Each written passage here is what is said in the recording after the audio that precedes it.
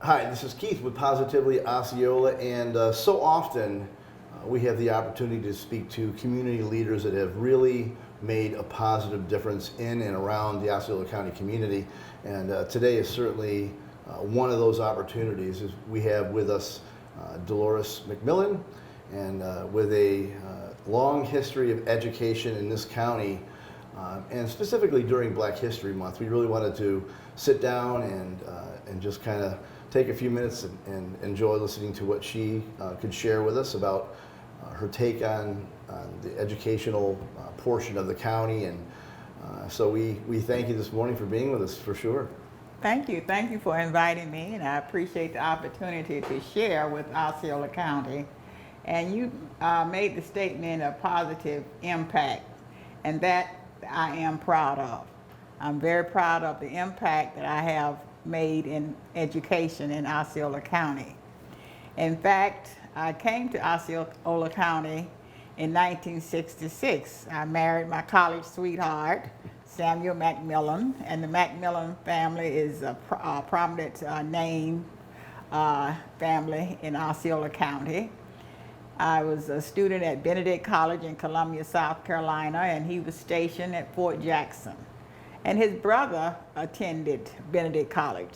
So he came on campus to meet up with his brother, but he met me, not by accident.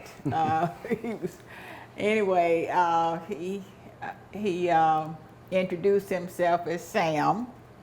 He said, "Hey girl, my name is Sam." I said, "Well, big deal, your name's Sam." And I said it in that manner because my boyfriend, who had just graduated, name was Sam. So I thought he was using that line just to talk. He said, "No, I'm serious. My name is Sam. You know Ronnie McMillon?" I said, "Yeah." He said, "That's my brother." I said, "Oh yeah, that's my homeboy. I know him." He said, "Where are you going?" I said, "I'm going to the canteen. You know, that's the little store where Sure. college students, you know, socialize, what have you." And on our way to the canteen, we met his brother, Ronnie, and he was coming along with two other young ladies. They walked into their dorm, and he said, "Hey, bro, that's the girl I was going to introduce you to."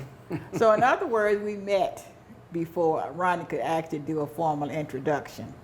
And the rest is history after that. Being from a segregated background all my life as far as education, segregated Sure. High school, segregated college, and then coming to Osceola County. Florida was still segregated. No question. And no question about it. Florida was still segregated.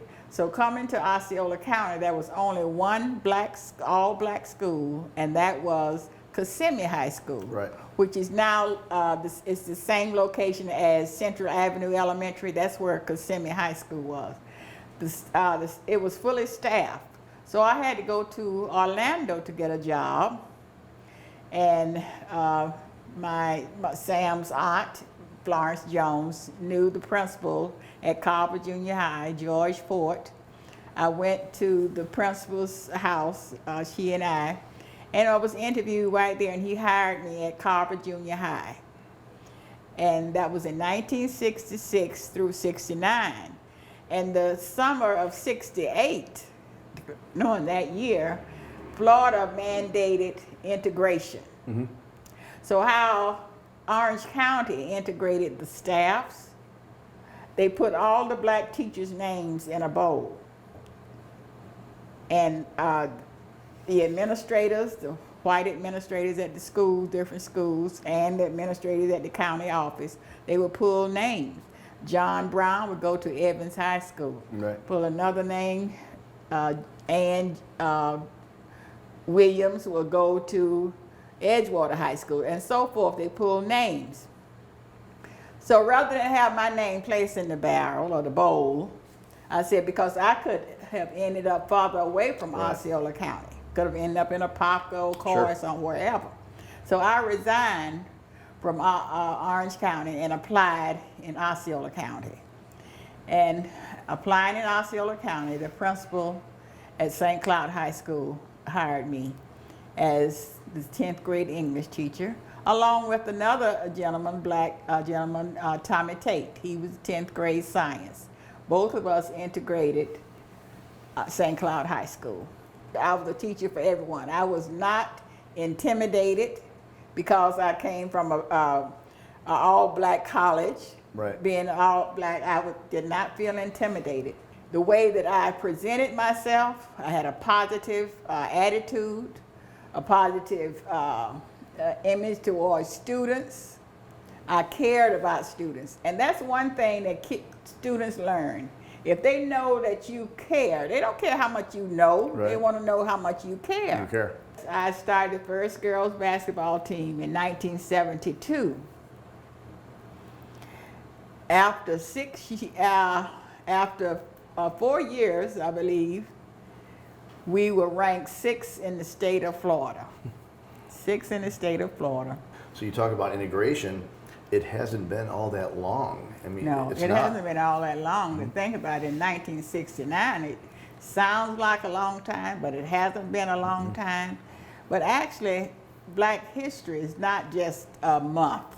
Right. Black history is year-round, 365 days. Well said. Of the year, most definitely, because blacks have made an impact in the country for ages. I took a year sabbatical leave to attend Rollins College.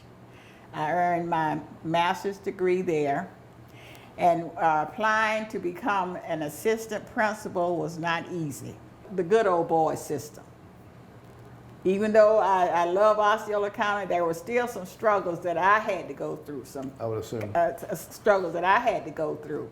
I was well prepared, but many of those chosen to be principals at different schools were less prepared, or they were friends of the ones who would select right. them. There are many times when I applied to become an assistant principal, the first step, I was not chosen. I remember several schools. I won't name the schools at this point. Of course. But I would come home, cry to my husband, I was overlooked again, I was overlooked again. But the next day, I went out with my head up with smiles. Good morning, how are you? They never knew that I was hurt. Right. The opportunity came, they said, send Ms. McMillon to Osceola High School as assistant principal. She would quieten them down.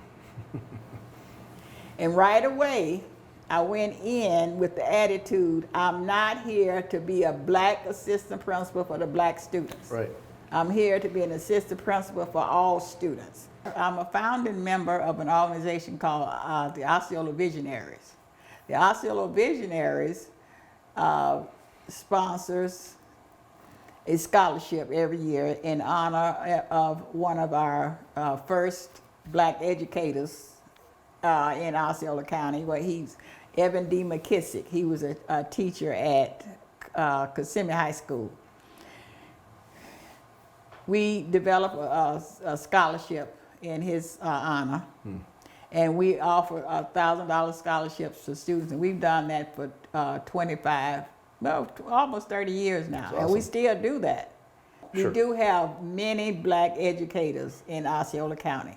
Many of them are outside of the classroom, which is fine because we Right. need them in all areas. But our black male students need role models.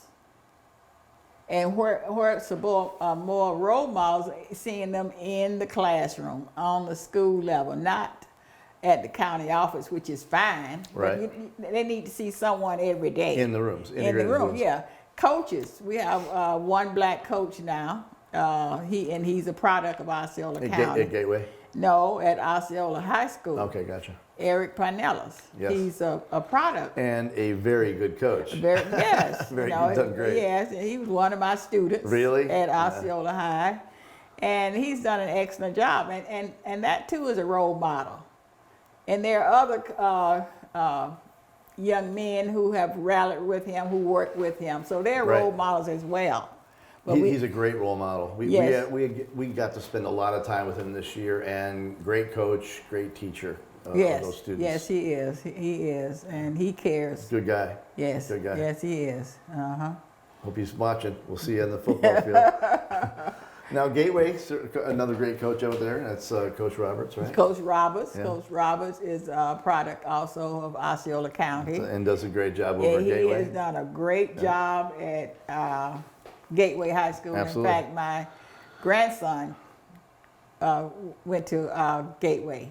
You know, Parkway is a feeder school for Gateway. Right, right. So what would you say to some young folks that are still trying to figure out, what their lives journey is going to look like, and specifically black or not, whatever. Yeah, whatever all students are willing to talk to us. how would you? So how do you encourage young folks? This is kind of a challenging time, certainly the last couple of years, specifically dealing with COVID and all that. And I think it's knocked a lot of people out of paths that they were headed towards. And so how do you encourage younger folks to be leaders and maybe stay in the county that they grew up in? We hate to say it, but sometimes people, they gain their education here. Maybe they did a local scenario, Valencia, and direct connected to UCF, like I mentioned my son is doing. And then they decide to move out of the town. It's really nice when they stay in our community and lead right here. How do you encourage people? Actually, one of the questions that I always ask teachers when I'm interviewing them, where do you see yourself in 5 years? Right. What do you have? What do you want? What do you want to make an impact? How do you want to make an impact? What do you love to do? Right. Then, and after they share that with me, then they see that, okay, this is where I should be because I love doing that. And you are very successful on doing what you love to do, not what you are forced to do. Right. But if you can visualize yourself in 5 years getting to that goal, then you would work toward that goal. You can't let others define who you are. Yeah. Well said. And I tell my students that, and that's one of the things I've taught my students. Don't let others define who you are. Don't let them change who you really are, your family values. Be who you are, not who others want you to be, not following the crowd. Right. So again, we thank you for spending some time with us today, and it was an honor and a privilege for sure. I know you're busy, so we thank you that you could carve out a little time for us, and we hope you'll come back and visit with us again. Well, I hope so, and I couldn't share a lot of the information that keeps coming to mind, but I thank you so much again. It was an honor. Yeah, I enjoyed it. I'm glad. Okay. Well, again, this is Keith with Positively Osceola, along with Deloris McMillon, certainly an educator, trailblazer, and leader, together making a positive difference in and around Osceola County.